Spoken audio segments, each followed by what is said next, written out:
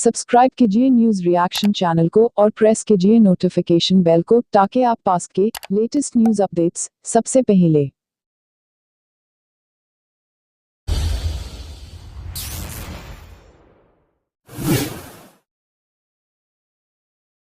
रविशंकर प्रसाद ने पूछा है कि कांग्रेस नेता सिब्बल प्रेस कॉन्फ्रेंस में क्या कर रहे थे।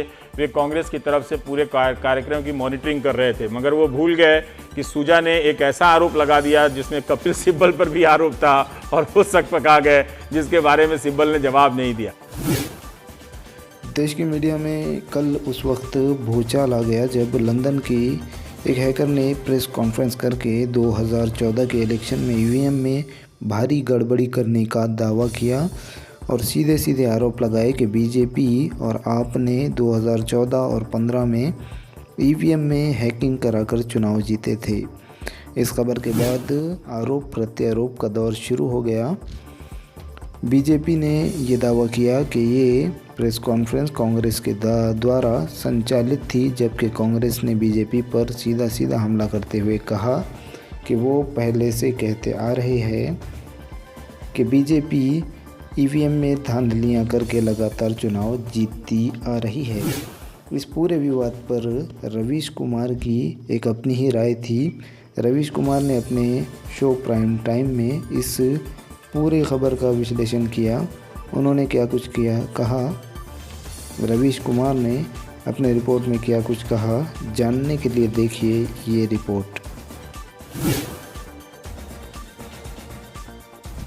वैसे कभी रविशंकर प्रसाद भी बैलेट पेपर से चुनाव की मांग किया करते थे। उन्हीं दिनों में जब मायावती जीत रही थी, अखिलेश यादव जीत रहे थे और ममता बनर्जी जीत रही थी। रविशंकर प्रसाद ने पूछा है कि कांग्रेस नेता सिब्बल प्रेस कॉन्फ्रेंस में क्या कर रहे थे।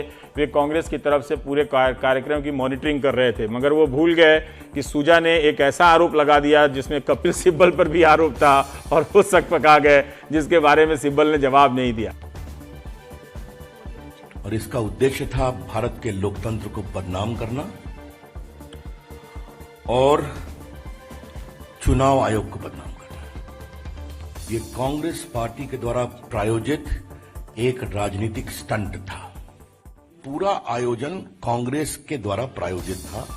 वो लोग जो कांग्रेस के नजदीक हैं, वो लोग जो कांग्रेस के लिए प्रचार का काम, कैमरा के सामने जो हमारा बयान दे रहे हैं, आप लोगों की जिम्मेदारी है कि अगर एक शख्स ऐसी बात कह रहा है तो जिम्मेदारी आपकी है कि आप पता करें क्या वो सही है या नहीं सही। ये जो बचकाने जो बयान है जो आजकल मंत्री देने लगे हैं, मुद्दा देश के सामने है और मुद्दा किसी राजनीतिक दल से जुड़ा हुआ नहीं है। मुद्दा फ्री एंड फेयर इलेक्शंस का है। मुद्दा है कि क्या ईवीएम का दुरुपयोग हो सकता है और अगर हो सकता है तो हुआ है या नहीं। रविशंकर प्रसाद ने कहा कि भारत के लोकतंत्र को बदनाम करने की बात है। इसे लेकर भावुकता का सवाल नहीं बनाया जाना चाहिए। आप खुद भी इंटरनेट सर्च कीजिए। पूरी दुनिया में टेक्नोलॉजी के ज़रिए लोकतंत्र को प्रभावित करने के लिए, चुनाव के नतीजों को प्रभावित करने के कई सारे विवाद उभरे हैं। रिपोर्ट तैयार की गई है, संगठनों ने काम किया इसके खिलाफ रोकने के लिए। जा रहा है ये मामला किसी एक देश के लोकतंत्र को बदनाम करने का नहीं है, बल्कि टेक्नोलॉजी ने जिस तरह से भयावह रूप लिया है उसके खतरों को लेकर पूरी दुनिया में किताबें लिखी जा रही हैं। कपिल सिब्बल को भेजे हैं, जिनके बारे में सूजा ने दावा किया है कि 11 लोगों की हत्या कर दी गई है। सिब्बल ने कहा कि पत्रकारों को पता लगाना चाहिए कि वो अमेरिका कैसे गया, अस्पताल में भर्ती था या नहीं। उन्होंने कहा कि अमेरिकी जस्टिस डिपार्टमेंट ने उसके दस्तावेज़ों की जाँच 2 साल तक की है।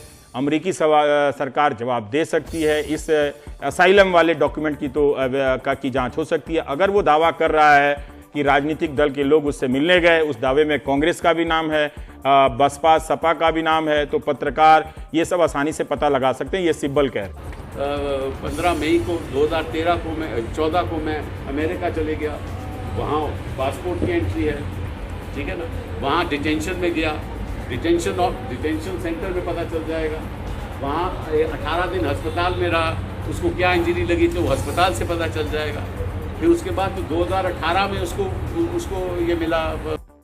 इस पूरे विवाद पर जहां बीजेपी और कांग्रेस अपने अपने राजनीतिक फ़ायदे को तलाशती नज़र आ रही है, वहीं रवीश कुमार की इस रिपोर्ट में एक ख़ास बात ये नज़र आई कि हैकर ने ये बड़ा खुलासा किया है कि हैकिंग से रिलेटेड 11 पत्रकारों की हत्या हो चुकी है।